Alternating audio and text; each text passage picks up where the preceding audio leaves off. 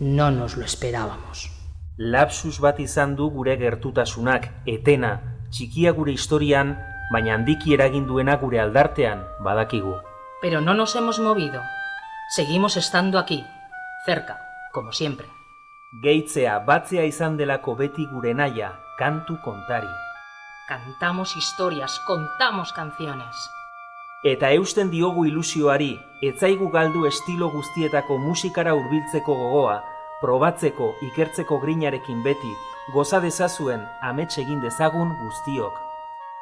Este año nos acompañaremos en nuestros queridos Sanfermines, pero nuestro espíritu estará con ellos y sin duda también con quienes quieran vivirlos de una manera diferente.